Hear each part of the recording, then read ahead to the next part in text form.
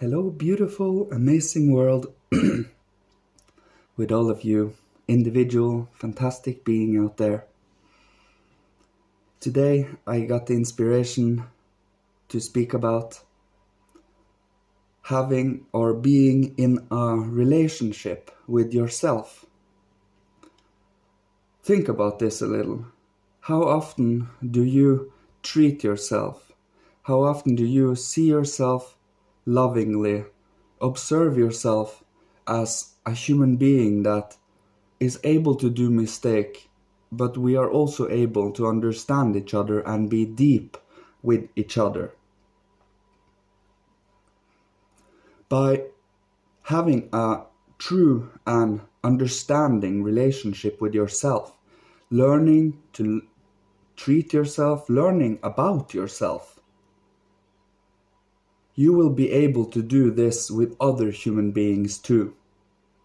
You will be able to treat others the way you treat yourself. If you treat yourself well, if you, as I like to call it, when I wake up in the morning and I go showering, and I call that my beauty rituals. And it is an intentional setting where I make myself feel wonderful, make myself feel alive, in a state of amazement, awe.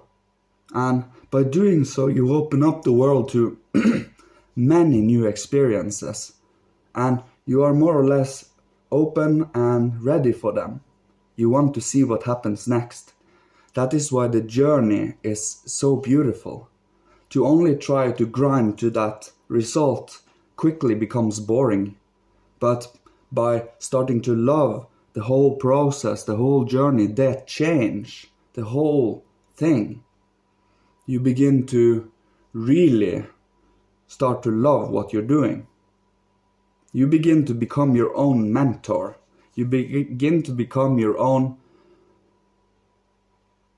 guide and start to show yourself how it is to really have a cheerleader. I know it is not easy and we often forget ourselves. But we are here as human beings. We are the beings that chooses what we do from day to day. We are the beings that live from day to day and chooses what we focus on from moment to moment. And that is why when you become loving and are in the moment and enjoying this journey here, you start to become aware of the details. The details are extremely important. The means are as important as the end.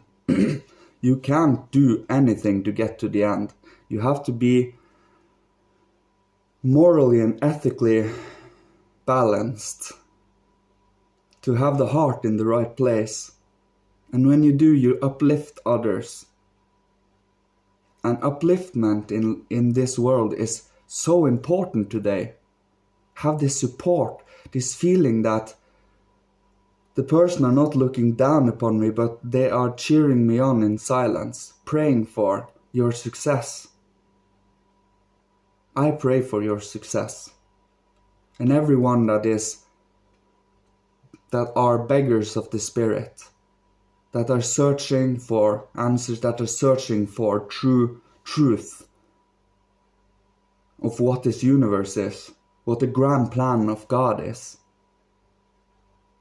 We are all here to experience this and to remember. We have been here many times before. And to try to remember what our passions in earlier lives were, we can start continuing on it. Myself, for example, I really resonate, if we can call it that. I really cooperate with the old sage archetype. I don't like to put boxes on it, but it is the old sage, the hero trainer, the teacher of royalty. I have been that in many lifetimes before. And of course I have had to build myself up to become like that too. So I have had my share of bad experiences and bad choices. We all have, and we pay that karma in this life. Every kind of misery and complaints and hate we put out to the world will become inner suffering for us in this life.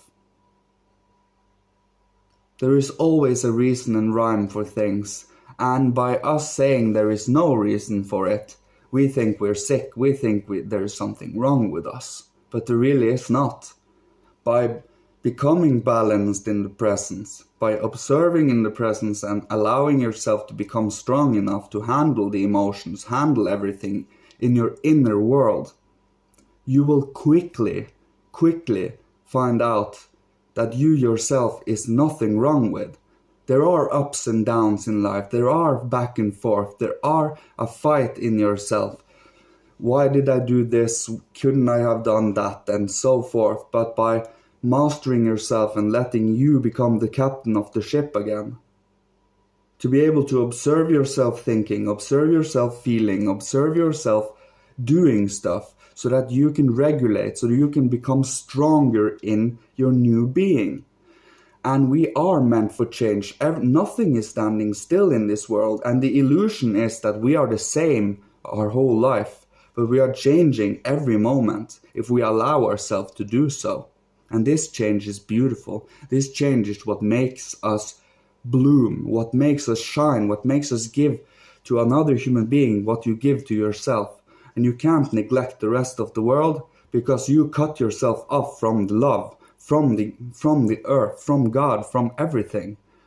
By being in your own little bubble, you can't see anything. But if you expand out to the world and try to work for the world, of the world, and with the world, you will be given a whole lot of gifts and graces from the divine, because they support your work. They really do, because they love love. They are love.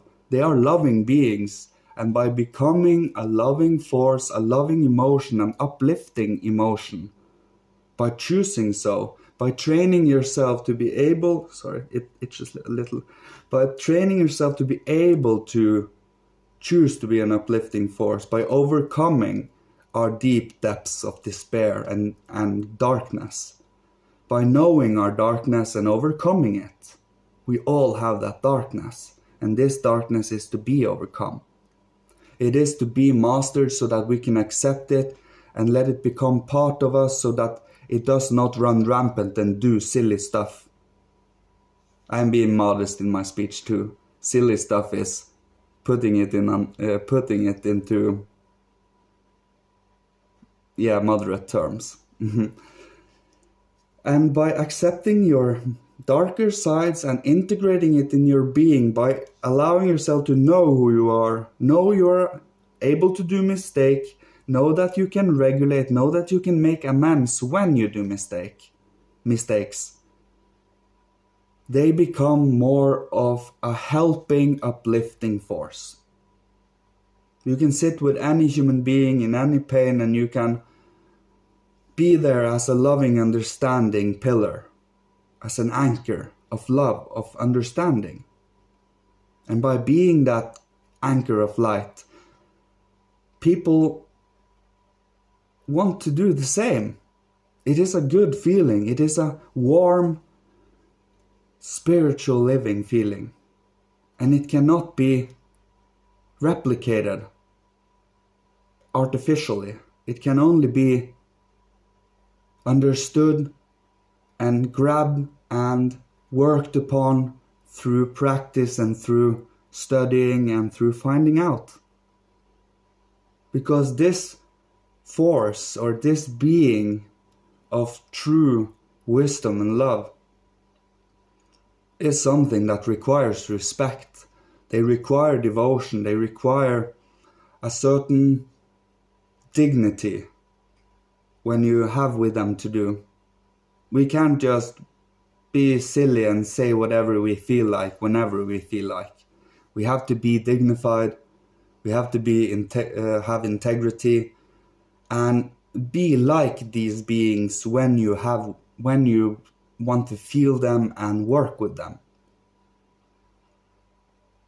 And by working with them often, by practicing this often, it will become second nature after a while.